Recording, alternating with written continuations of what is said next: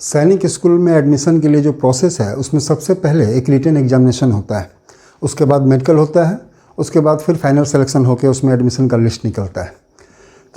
तो क्वेश्चन यहाँ पे ये है कि क्या जितने भी बच्चे रिटन एग्जामिनेशन को क्वालिफाई करते हैं क्या उन सबों को मेडिकल के लिए बुला लिया जाता है? तो इसका सीधा सा आंसर है कि नहीं, ऐसा बिल्कुल भी नहीं है। जितने भी बच्चे उस रिटन एग्ज़ाम को क्वालिफाई करते हैं उन सबों को मेडिकल के लिए नहीं बुलाया जाता है। तो कितने को बुलाया जाता है और जिनको बुलाया जाता है उनके बुलाने का बेस क्या है, इसके लिए इस प्रोसेस को ज़रा समझिए।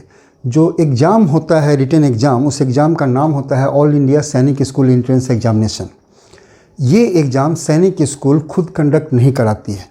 बहुत लोगों को इसमें कन्फ्यूज़न होता है, चाहे बाय डिफ़ॉल्ट वो लोग जानते हैं कि सैनिक स्कूल का एंट्रेंस एग्ज़ाम है तो सैनिक स्कूल ही कंडक्ट कराती होगी, लेकिन ऐसा बिल्कुल भी नहीं है। ये एग्ज़ाम कंडक्ट कराती है नेशनल टेस्टिंग एजेंसी, उसको शॉर्ट में NTA बोलते हैं। और ये जो एग्ज़ाम है ऑल इंडिया सैनिक स्कूल एंट्रेंस एग्जामिनेशन, इसको शॉर्ट में AISSEE बोलते हैं। सैनिक स्कूल्स के गाइडलाइंस के हिसाब से NTA नेशनल टेस्टिंग एजेंसी इस एग्ज़ाम को कंडक्ट कराती है। और जो भी बच्चे इसमें अपीयर होते हैं उनके मार्क्स के साथ और दूसरे सारे डिटेल्स जो उन्होंने भरे होते हैं उस डिटेल्स के साथ ये मार्कशीट और पूरा जो डिटेल है ये सारी चीज़ सैनिक स्कूल्स को फिर वापस कर दी जाती हैं। ये जो वापस जाता है ये स्कूल वाइज जाता है, क्योंकि हर एक कैंडिडेट जो अप्लाई करता है वो किसी खास स्कूल के लिए ही अप्लाई करता है।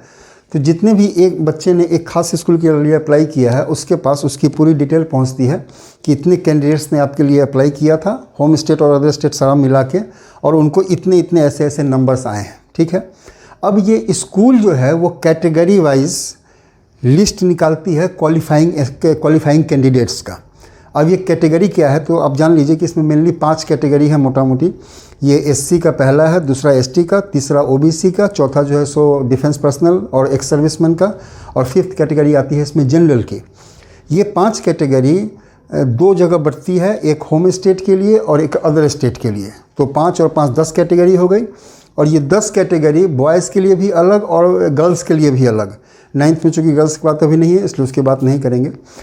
तो ये टोटल 5 और 5 10 और 10 बॉयज़ के लिए और 10 गर्ल्स के लिए टोटल 20 कैटेगरीज़ हो गई, जिसमें रिटन एग्ज़ाम का अलग अलग क्वालिफाइंग कैंडिडेट्स का नाम निकाला गया है कि आपने इस कैटेगरी में अप्लाई किया था, इस कैटेगरी में जितने भी बच्चे ने फॉर्म भरा था उसमें इतने बच्चे ने क्वालिफाई किया है।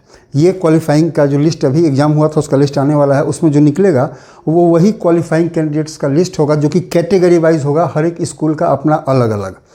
अब बात उठती है ये कि जिस कैटेगरी में जितने भी बच्चे हैं क्या उन सबों को मेडिकल के लिए बुला लिया जाएगा? तो जैसा मैंने कहा कि वो नहीं बुलाया जाएगा। तो कितने को बुलाया जाएगा? तो हर एक लिस्ट में जितने भी बच्चे हैं उनको 1:3 के रेशियो में, लास्ट ईयर यही हुआ था, 1:3 के रेशियो में उनको मेडिकल के लिए बुलाया जाता है। ये रेशियो कैसे फिक्स होता है? हर एक स्कूल का जो टोटल के वैकेंसीज हैं, जो टोटल सीट्स हैं वो फिक्स रहती हैं। किसी के पास 110 है, 100 है, किसी 80 भी है, 90 भी है, अलग अलग सीट्स हैं हर एक स्कूल में। तो जब सीट्स हैं तो यह कैटेगरी में भी उनकी सीट्स रिजर्व रहती हैं कि ये टोटल सीट्स जो है इस 5 कैटेगरी में, चाहे जितनी भी कैटेगरीज़ हैं उसमें अलग अलग सीट्स अलॉट की हुई हैं कि इस कैटेगरी में इतनी सीट्स हैं, इस कैटेगरी में हमें इतने बच्चे को ही एडमिशन लेना है। अब यदि सपोज़ कीजिए कि किसी कैटेगरी में 10 सीट है, ठीक है, और उस कैटेगरी में 100 बच्चे क्वालिफाई कर गए हैं, तो अब बात है कि 10 को यहाँ पर वैकेंसीज हैं उस कैटेगरी में, तो 1:3 का मतलब हुआ कि हर एक सीट के लिए 3 क्वालिफाइंग कैंडिडेट्स को कॉल किया जाएगा मेडिकल के लिए।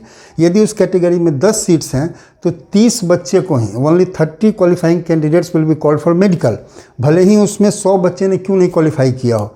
और वो 30 बच्चे कौन से होंगे जिनको कॉल किया जाएगा? तो वो 30 बच्चे वही होंगे जिन्होंने उस कैटेगरी में हाईएस्ट मार्क्स को ऑब्टेन किया है। ऊपर से जो 30 हाईएस्ट मार्क्स होंगे उन्हीं को मेडिकल के लिए कॉल कर लिया जाएगा। बाकी बच्चे क्वालिफाइंग होते हुए भी मेडिकल के लिए आगे, मतलब जो एडमिशन का प्रोसेस है उसमें वो आगे नहीं बढ़ पाएंगे। तो ये एक जनरल कन्फ्यूज़न था और एक जनरल इन्फॉर्मेशन भी है कि क्वालिफाई होने के बावजूद भी कैसे किसी बच्चे को मेडिकल के लिए बुलाया जाता है और कितने को बुलाया जाता है। तो एक चीज़ तो क्लियरफाई कर दिया मैंने कि हर एक बच्चा जो कि क्वालिफाई कर रहा है रिटन एग्ज़ाम को, उन सबों को मेडिकल के लिए नहीं बुलाया जाएगा।